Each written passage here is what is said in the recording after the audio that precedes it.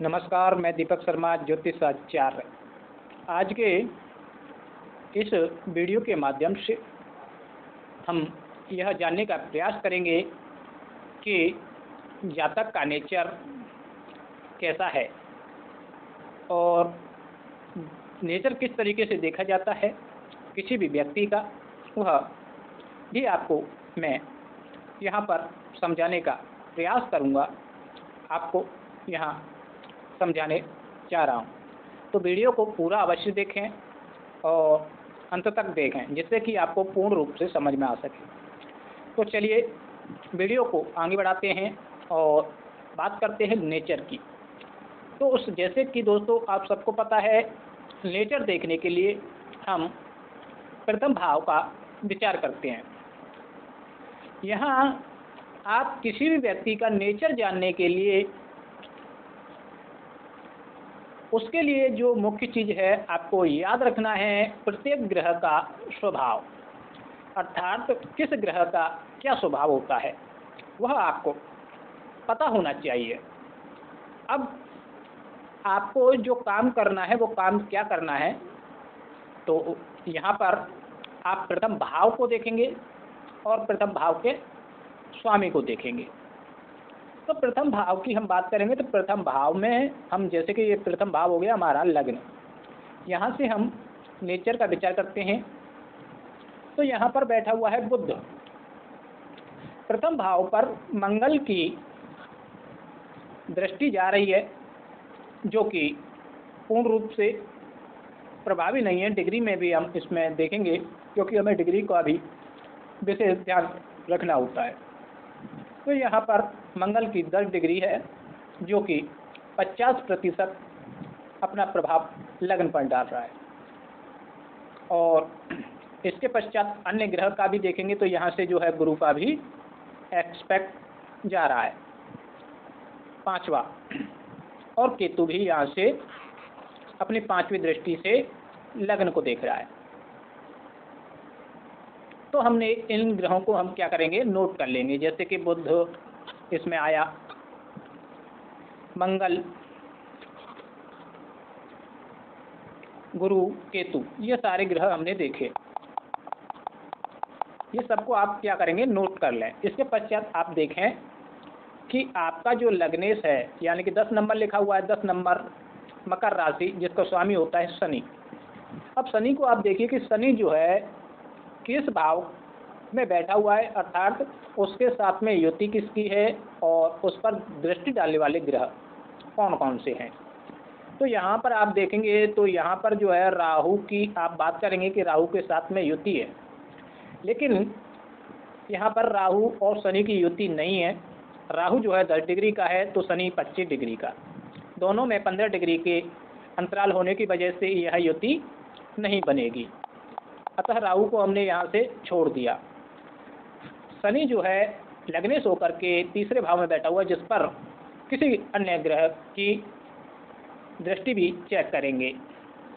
राहु की युति न हो हम लेके चलेंगे, यानी कि मानेंगे नहीं युति को, इसलिए हम क्या करेंगे, अब दृष्टि देखेंगे। तो यहाँ आप देखेंगे तो यहाँ पर जो है दृष्टि जा रही है जी गुरु की, और यहाँ से केतु की भी दृष्टि है। तो यहाँ पर आपने देखा दोस्तों, तो लग्न एवं लग्नेश पर जिन जिन ग्रहों का प्रभाव था उनको हम पकड़ लेंगे। तो हमने देखा कि लग्न एवं लग्नेश पर गुरु, केतु, चंद्रमा, मंगल और बुध का प्रभाव है। अब इसमें भी हम क्या करेंगे, इसमें भी हम डिग्री देखेंगे। जिसका डिग्री अच्छा होगा, या कहें कि लग्न एवं लग्नेश पर दोनों पर ही जिसका प्रभाव होगा, उस ग्रह को ज़्यादा इम्पोर्टेंट हम देंगे। दूसरा जो लग्न में ग्रह मौजूद होता है उसको हम ज़्यादा लेके चलते हैं। तो यहाँ पर आप देखेंगे तो चंद्रमा का प्रभाव होने की वजह से चंद्रमा जो है 18 डिग्री का है, जो कि पूर्ण अपना प्रभाव डाल पा रहा है दृष्टि के माध्यम से, इसलिए चंद्रमा का भी हमने यह प्रभाव लिया। वहीं हम देखेंगे कि मंगल का भी था, तो मंगल का अल्प था, इसलिए मंगल को हम जो है छोड़ देते हैं, इसका ज़्यादा प्रभाव नहीं रहेगा। सामान्य इसका प्रभाव रहेगा। अब इसके बाद में देखेंगे तो आप देखेंगे कि लग्न एवं लग्नेश पर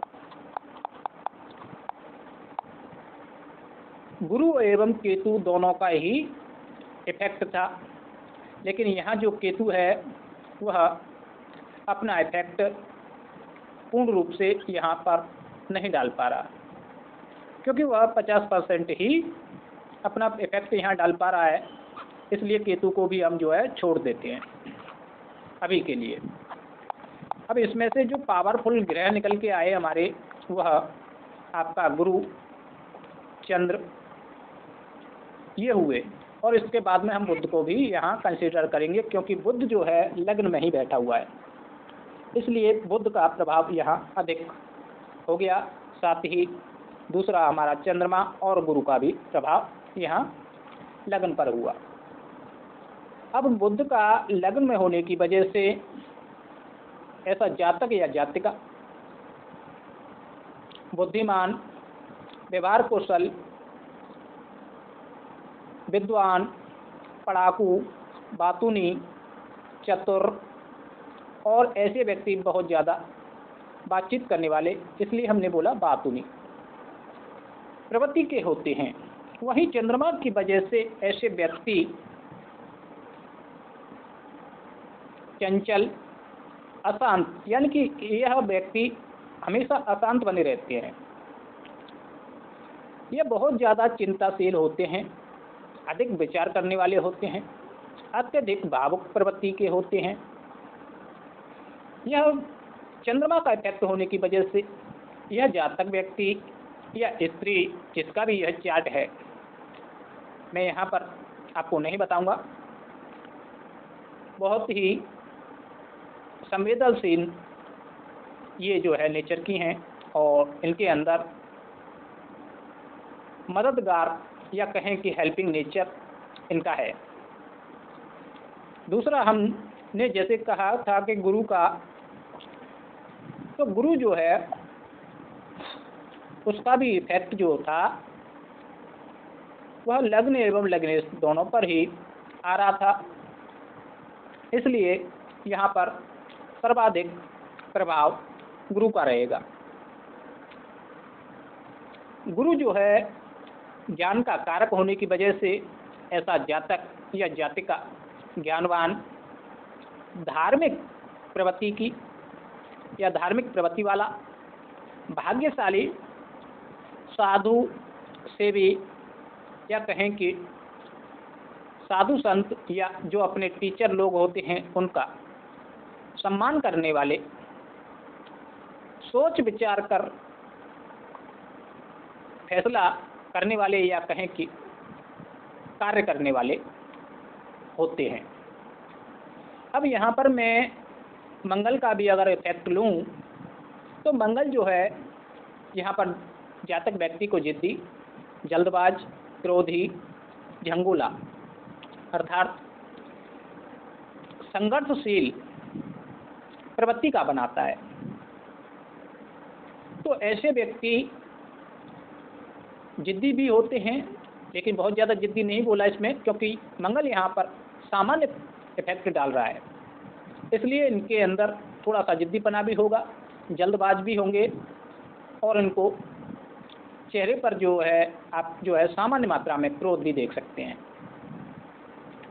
ऐसे व्यक्ति अपने जीवन काल में संघर्षशील होते हैं, इनके जीवन में जो संघर्ष है वह सामान्य मात्रा में रहता है।